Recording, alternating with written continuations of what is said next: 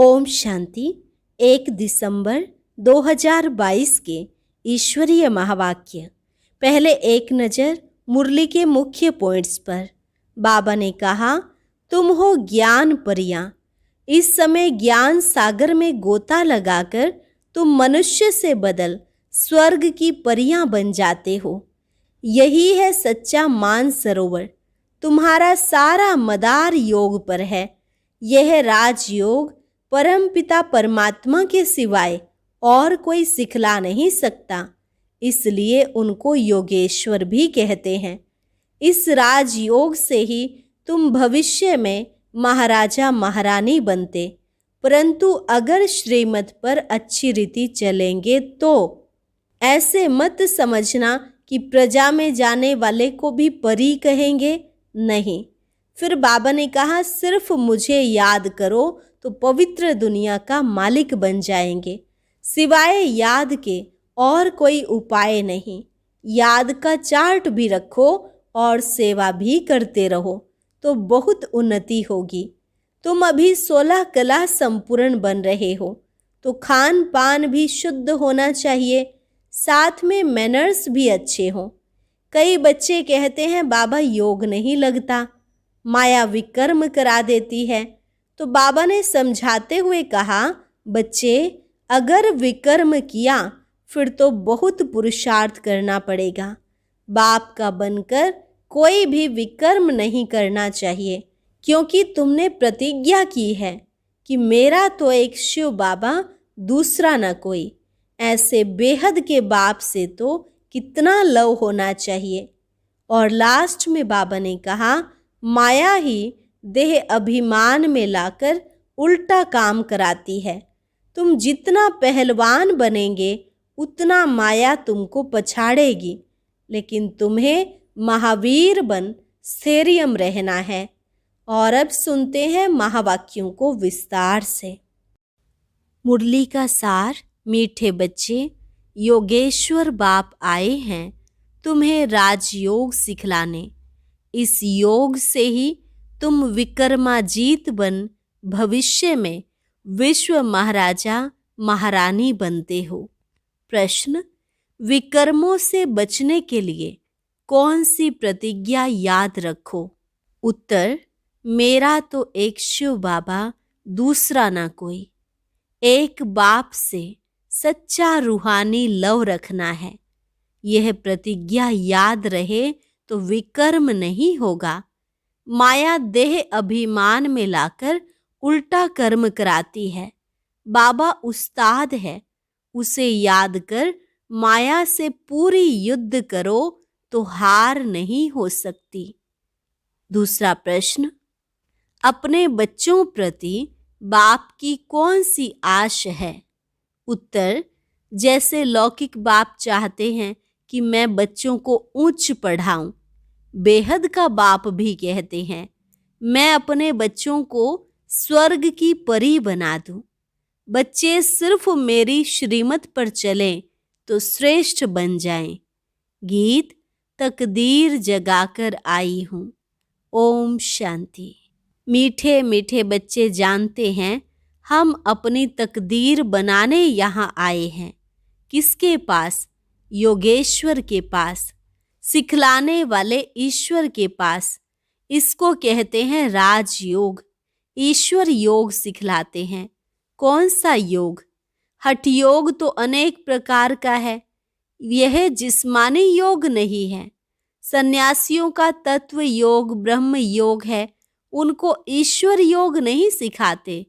तुम बच्चे जानते हो परम पिता परमात्मा हमको फिर से कल्प पहले माफिक राजयोग सिखलाते हैं। सन्यासी ऐसे कभी नहीं कहेंगे। यह योग कल्प पहले भी सिखाया था और अभी भी सिखला रहा हूँ। तुम बच्चे कह सकते हो वह हठ योगी राजयोग सिखला नहीं सकते हैं। हमको सिखलाने वाला शिव बाबा है, जिसको योगेश्वर कहा जाता है। मनुष्य भूल से श्री कृष्ण को योगेश्वर कह देते हैं। श्री कृष्ण सतयुग का प्रिंस है, वहाँ योग की बात ही नहीं। यह बहुत अच्छी पॉइंट है। समझाने की तरकीब सीखो। युक्ति से समझाया जाता है। तुम्हारा सारा मदार योग पर है। जितना योग में रहेंगे उतना विक्रमाजीत बनेंगे। भारत का प्राचीन योग बहुत गाया हुआ है। यह राजयोग परम पिता परमात्मा के सिवाय कोई सिखला न सके, इसलिए इनका नाम योगेश्वर है। ईश्वर ही राजयोग सिखलाते हैं। किसके लिए राजयोग सिखलाते हैं? क्या भारत को राजाई देते हैं? नहीं। सिर्फ भारत की बात नहीं, तुम बच्चों को सारे विश्व का मालिक बनाने के लिए राजयोग सिखलाते हैं। यह एम ऑब्जेक्ट क्लियर है। भले राजाई कोई टुकड़े पर करेंगे, विश्व में तो नहीं करेंगे, परंतु कहने में आता है विश्व का मालिक। तुम बच्चे जानते हो, नई दुनिया के लिए हम तकदीर बनाकर आए हैं। सारी विश्व नई बन जाती है। कैपिटल भारत में है। तुम्हारे नए विश्व में भी कैपिटल दिल्ली होगी। उनका नाम गाया हुआ है परिस्तान। तुम हो ज्ञान परियां। ज्ञान सागर में गोता खाकर मनुष्य से बदल स्वर्ग की परियां बन जाते हो। यह मान सरोवर है ना? कहते हैं वहां स्नान करने से मनुष्य परी बन जाते हैं। तुम यहाँ आए हो स्वर्ग की परियां बनने के लिए। तुम बादशाही लेते हो। तुम्हारे पास जेवर आदि ढेर होंगे।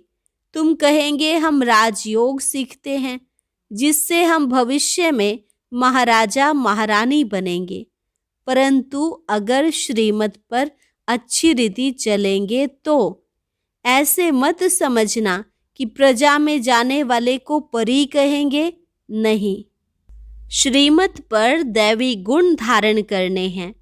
लौकिक बाप का बच्चों में मोह होता है तो कहते हैं बच्चों को ऊंच पढ़ाऊं। यह बाप भी कहते हैं इन्हों को एकदम स्वर्ग की परी बना दूं। श्रीमत पर जितना चलेंगे उतना श्रेष्ठ बनेंगे। कोई भी तकलीफ नहीं है। साहूकारों को सुनने की फुर्सत नहीं मिलती, सिर्फ गरीबों को फुर्सत मिलती है। तुम्हारे जितनी फुर्सत किसको नहीं है। जिनको लफड़े ज्यादा हैं उनका योग लग नहीं सकता। आज बाबा बच्ची से पूछ रहा था कि तुम जानती हो कि हम किसके रथ की सेवा कर रहे हैं? घोड़े की संभाल करने वाला समझेगा कि हम फलाने साहिब के घोड़े की संभाल कर रहे हैं। तुम भी जानते हो यह किसका रथ है। अगर शिव बाबा को याद कर तुम इस रथ की सेवा करो तो तुम बहुतों से अच्छा पद पा सकती हो। यह हुआ रथ। याद तो शिव बाबा को करना है। यह भी याद रहे तो बेड़ा पार हो सकता है। बाबा कहाँ के लिए राजयोग सिखलाते हैं? भविष्य नई दुनिया के लिए, और सिखाते हैं संगम पर।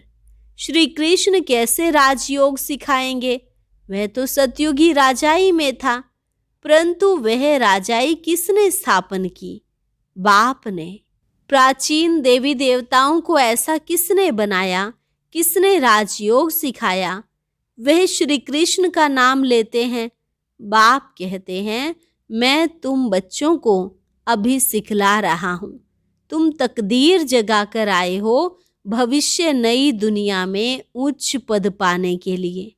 बाप कहते हैं मुझे याद करो तो पवित्र दुनिया का मालिक बनो, और कोई उपाय नहीं। एक तरफ याद करते हैं पतित पावनाओ, दूसरे तरफ नदियों को कहते हैं पतित पावनी। कितनी भूल है। बात छोटी है परंतु मनुष्यों की आंख खोलनी है। बाप जब आते हैं तो आकर समझाते हैं कि पतित पावन मैं हूँ। मैं ही तुमको ज्ञान स्नान कराए पावन बनाता हूँ। यह पतित दुनिया है। सन्यासी अनेक प्रकार के योग सिखलाते हैं, परंतु राजयोग तो एक ही सिखलाने वाला मैं हूँ। परम पिता परमात्मा को ही पतित पावन कहते हैं। उनको कितना याद करना चाहिए। फिर मैनर्स भी अच्छे चाहिए। हम 16 कला संपूर्ण बनते हैं। खान पान शुद्ध होना चाहिए। कोई झट धारण करते हैं। गाया हुआ है, सेकंड में जीवन मुक्ति। एक जनक थोड़े ही होगा, मिसाल एक का दिया जाता है। द्रौपदी एक थोड़े ही होगी, सबकी लाज रखते हैं। स्त्री पुरुष दोनों को पतित होने से बचाते हैं। गीता में श्री कृष्ण का नाम लिख दिया है। इस समय तुम बच्चे जो कुछ भी करते हो, भक्ति में यादगार बनता है। शिव बाबा का कितना बड़ा मंदिर है। जो सर्विस करते हैं उनका नामाचार निकलता है। तुम्हारा देलवाड़ा मंदिर कितना एक्यूरेट यादगार है। नीचे तपस्या कर रहे हो, ऊपर राजाई के चित्र खड़े हैं। अभी तुम बाप से योग लगा रहे हो स्वर्ग का मालिक बनने के लिए। स्वर्ग को भी याद करते हो। कोई मरता है, कहते हैं स्वर्ग पधारा, परंतु स्वर्ग है कहाँ ये किसको मालूम नहीं। समझते हैं भारत स्वर्ग था, फिर ऊपर कह देते हैं। बाप समझाते हैं सेकंड में जीवन मुक्ति गाई हुई है, फिर भी कहते हैं ज्ञान का सागर है। जंगल को कलम बनाओ, सागर को शाही बनाओ, तो भी खुटता नहीं, पिछाड़ी तक चलेगा। तो मेहनत की है ना। सेकंड की बात भी ठीक है। बाप को जाना तो बाप का वर्षा है जीवन मुक्ति। साथ साथ यह समझाया जाता है तो चक्र कैसे फिरता है, धर्म कैसे स्थापन होता है। कितनी बातें हैं समझाने की। साथ में बाबा को याद करो, वर्षे को याद करो। तुम याद करते हो, निश्चय भी करते हो, हम विश्व की बादशाही ले रहे हैं, फिर क्यों भूल जाते हो। जितना याद करेंगे उतने विकर्म विनाश होंगे। इसमें टाइम लगता है, जब तक कर्मातीत अवस्था हो जाए। कर्मातीत अवस्था हो गई फिर तो तुम यहाँ रह नहीं सकते हो। बच्चों को वर्षों से समझाते रहते हैं। बात है बिल्कुल सहज, अल्फ और बे। चक्र का राज भी बाबा समझाते हैं। बुद्धि में पूरा राज आ जाता है तो फिर औरों को भी समझाना पड़ता है। सारा झाड़ बुद्धि में आ जाता है। बाप से सहजते सहज वर्षा लेना है। कहते हैं बाबा योग नहीं लगता, माया विकर्म करा देती है। बाप समझाते हैं बच्चे, अगर कोई विकर्म कर लिया फिर तो बहुत पुरुषार्थ करना पड़ेगा। माया देह अभिमान में लाकर उल्टा काम करा लेती है। बाप कहते हैं बच्चे, मेरा बनकर कोई भी विकर्म नहीं करो। तुमने प्रतिज्ञा की है, मेरा तो एक शिव बाबा, दूसरा ना कोई। जैसे कन्या की जब सगाई होती है तो पति के साथ कितना लव हो जाता है, तो बेहद के बाप के साथ कितना लव होना चाहिए। तुम्हारा कितना गुप्त लव है। वह है जिस्मानी, यह है रूहानी। उनकी प्रैक्टिस पड़ गई है। यह तुम घड़ी घड़ी भूल जाते हो क्योंकि नई बात है। अपने को आत्मा समझ बाप को याद करना है। तुम हो खुदाई खिदमतगार, तुम हो रूहानी सेवाधारी। तुम लड़ाई के मैदान में खड़े हो, बाबा उस्ताद भी खड़ा है। कहते हैं माया के साथ पूरी युद्ध करो, जो यह 5 विकार प्रवेश ही न करें। लिखते हैं बाबा यह भूत आ गया।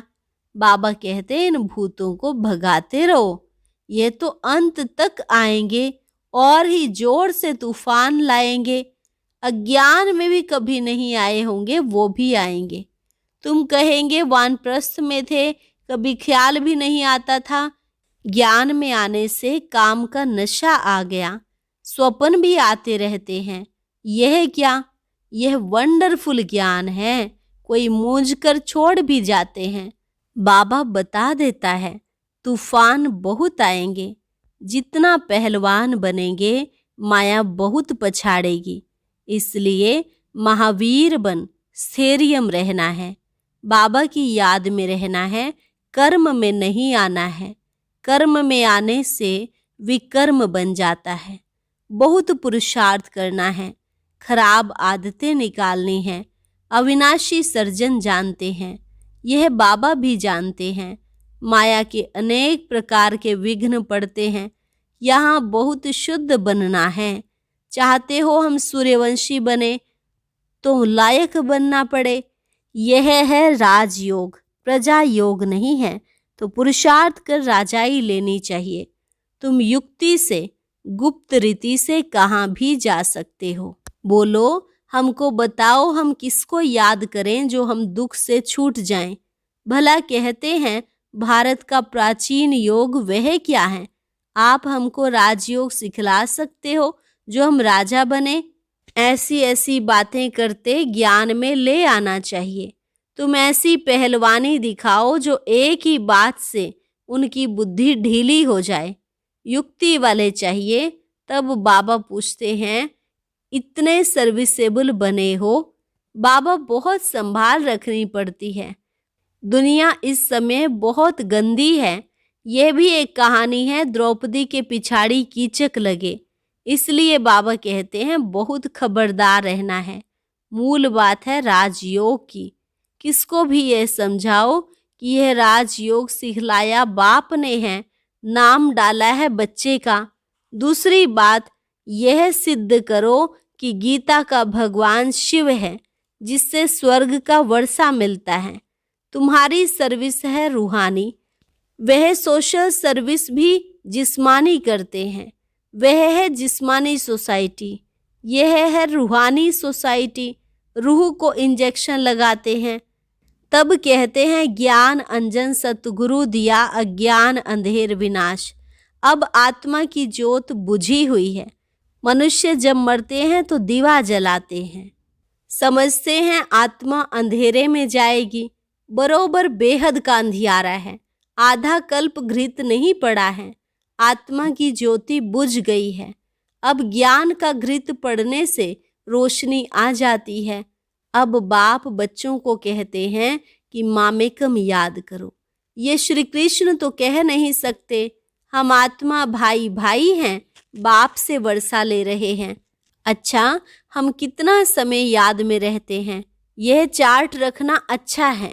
प्रैक्टिस करते करते फिर वह अवस्था पक्की हो जाएगी। यह युक्ति अच्छी है। सर्विस भी करते रहो, चार्ट भी रखो, फिर उन्नति को पाते रहेंगे। अच्छा, मीठे मीठे सिकिलधे बच्चों प्रति माता पिता बाप दादा का याद प्यार और गुड मॉर्निंग। रूहानी बाप की रूहानी बच्चों को नमस्ते। रूहानी बच्चों की रूहानी बाप दादा को नमस्ते नमस्ते, गुड मॉर्निंग। धारणा के लिए मुख्य सार। पहली पॉइंट, कोई भी भूत अंदर प्रवेश ना हो, इसकी संभाल करनी है। कभी भी माया के तूफानों में मूंझना नहीं है। खराब आदतें निकाल देनी है। याद का चार्ट रखना है। साथ साथ रूहानी सेवाधारी बन रूहों को ज्ञान का इंजेक्शन लगाना है। वरदान, कोई भी कार्य करते सदा दिल तख्त नशीन रहने वाले बेफिक्र बादशाह भव। कोई भी कार्य करते सदा दिल तख्त नशीन रहने वाले बेफिक्र बादशाह भव। जो सदा बाप के दिल तख्त नशीन रहते हैं वे बेफिक्र बादशाह बन जाते हैं, क्योंकि इस तख्त की विशेषता है कि जो तख्त नशीन होगा वे सब बातों में बेफिक्र होगा। जैसे आजकल भी कोई कोई स्थान को विशेष कोई न कोई नवीनता विशेषता मिली हुई है, तो दिल तख्त की विशेषता है कि फिक्र आ नहीं सकता। यह दिल तख्त को वरदान मिला हुआ है, इसलिए कोई भी कार्य करते सदा दिल तख्त नशीन रहो। स्लोगन, नंबर आगे लेना है तो स्नेह और सहयोग के साथ शक्ति रूप धारण करो। नंबर आगे लेना है तो स्नेह और सहयोग के साथ शक्ति रूप धारण करो। अच्छा, शांति। आप सबको मालूम होगा कि ज्ञान योग चैनल पर 7 दिवसीय अमृत वेला योग भट्टी चल रही है। रोजाना करीब 10,000 भाई बहनें मिलकर संगठन में तपस्या कर रहे हैं। आओ हम सब एक साथ एक ही संकल्प लेकर रोज अमृत वेला योग में अपनी स्थिति को शक्तिशाली बनाएं और पूरे संसार को सकाश दें। और अब सुनते हैं आज का अव्यक्त ज्ञान मोती।